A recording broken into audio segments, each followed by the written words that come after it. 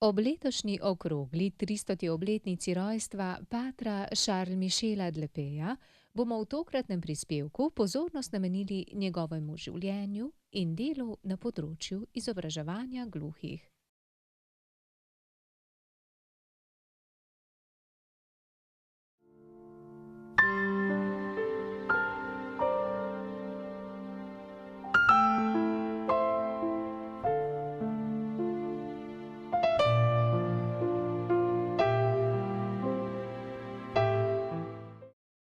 Pater Charles Michel de Lepé se je rodil 25. novembra 1712 v premožni družini v Versaillesu v Franciji.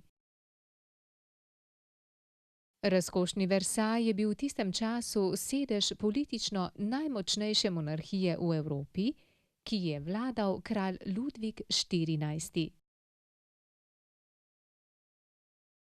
Epéjev oče je na dvoru kralja Ludvika štirinajstega služboval kot dvorni arhitekt.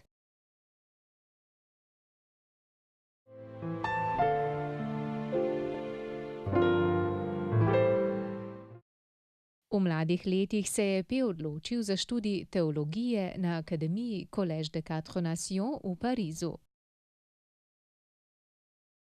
Takrat se je v Franciji širil jansenizem. To je bilo reformno in heretično gibanje.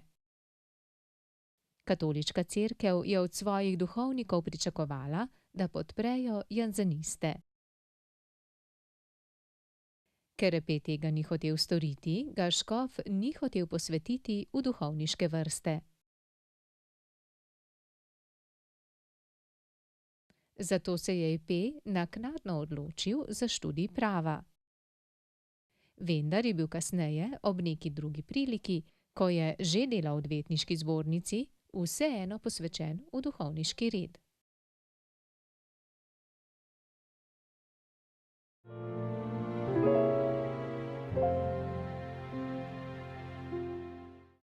Pater Epé je sodeloval s patrom Vaninom, ki je z ilustracijami poučeval dve revni, gluhi sestri.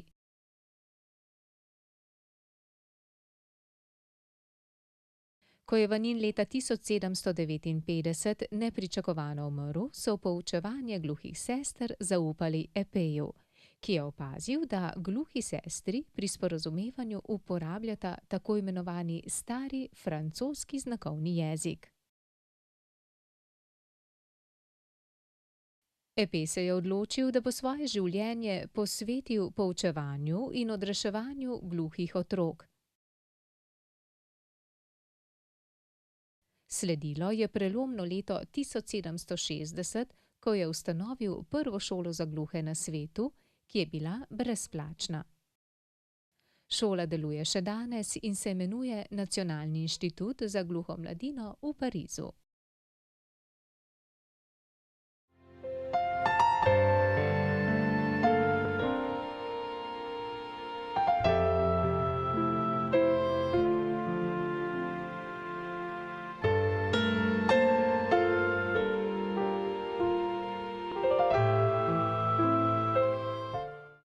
Pomemben doprinos patra Epéja v izobraževanju gluhih je bila njegova trditev, da gluhi znanje sprejemajo drugače kakor slišeči, in sicer vizualno z očmi.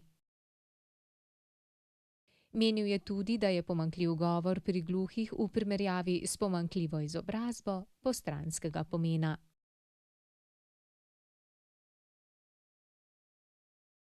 Pri svojem pionirskem pedagoškem delu je uporabljal metodo opazovanja in poučevanja osnovnih kreten starega francoskega znakovnega jezika, ki se je takrat uporabljal med gluhimi v Parizu.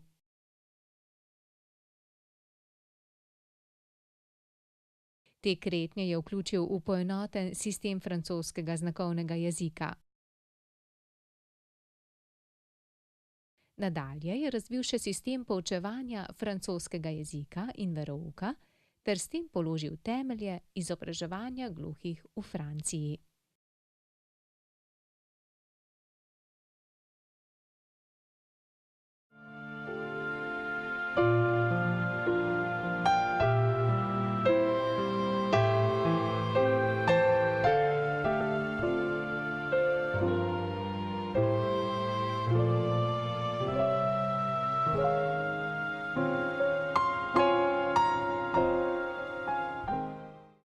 Epejev način poučevanja gluhih v znakovnem jeziku predstavlja prve in pomembne temelje za sistematično poučevanje gluhih. Način in smiselnost poučevanja v znakovnem jeziku je podkrepil takole. Vsak gluh, ki ga pošljejo k nam, že ima svoj jezik. V nekem gluhem fantu je zapisal: povsem zlahka ta jezik uporablja in razume druge, ko ga uporabljajo. Z njim izraža svoje potrebe, želje, dvome, bolečine in tako naprej, ter brez zmote razume druge, ki se tudi tako izražajo. Radi bi ga poučevali in ga naučili francoskega jezika. Katera metoda je najkrajša in najlažja? Mar ne tista, s katero se izražamo v njegovem jeziku? Mar ga ne bomo s tem, če bomo sprejeli njegov jezik in slednjega podvrgli jasnim pravilom, lahko nadalje poučevali tako, kot si želimo?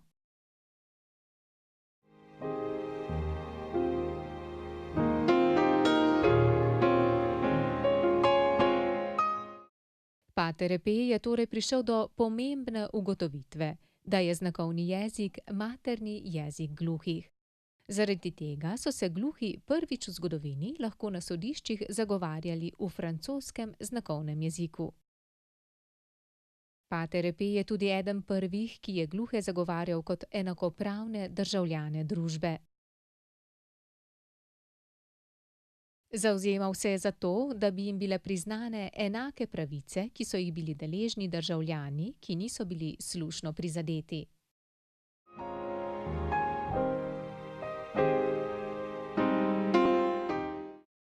Leta 1776 je napisal knjigo o izobraževanju gluhih s pomočjo metodičnih znakov. Začel je tudi pisati slovar znakovnega jezika, ki ga je po njegovi smrti dokončal njegov učenec Sicard.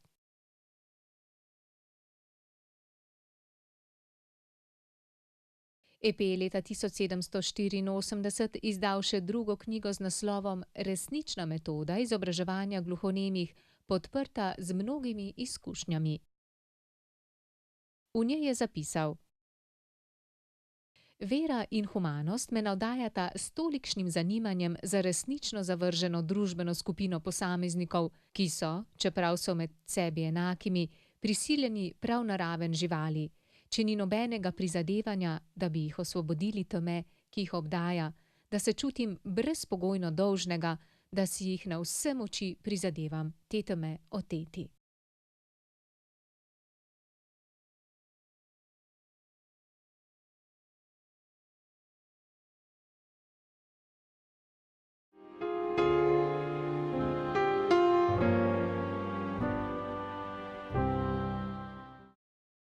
Pater Epej se je pri izobraževanju gluhih posluževal demokratičnega pristopa, ker svoje učne metode ni hotel skrivati, niti se z njo okoristiti pri višjih družbenih slojih v Evropi.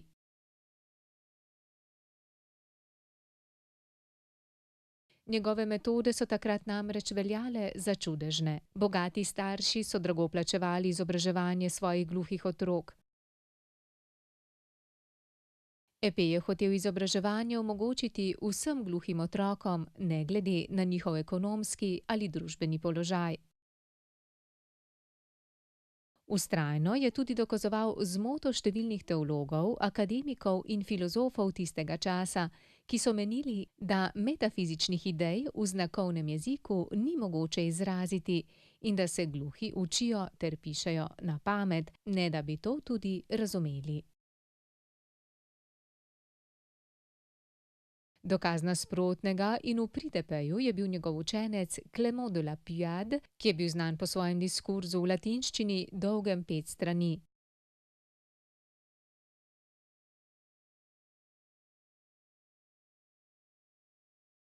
Puyade je sodeloval tudi v filozofskih in zgodovinskih razpravah.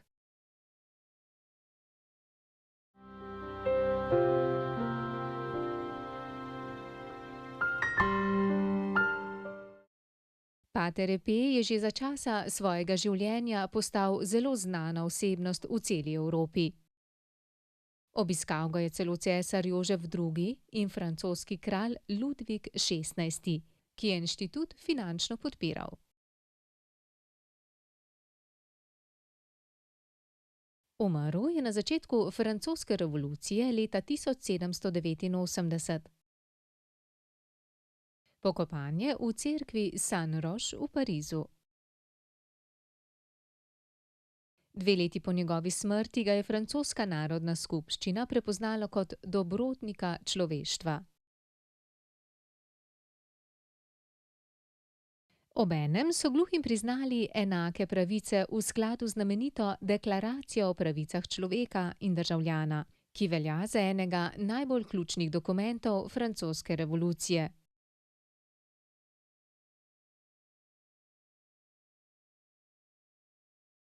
Po smrti patra Epeja je vodenje šole in njegovo delo nadaljeval njegov učenec Sicard.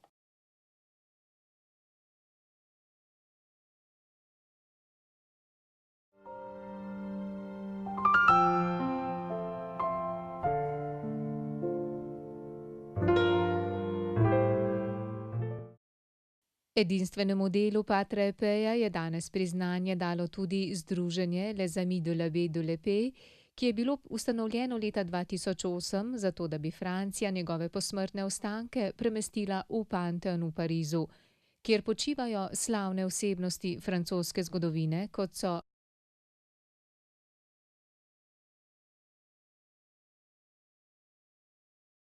Victor Hugo, Louis Braille, Voltaire, Jean-Jacques Rousseau, Marie Curie, Émile Zola in številni drugi.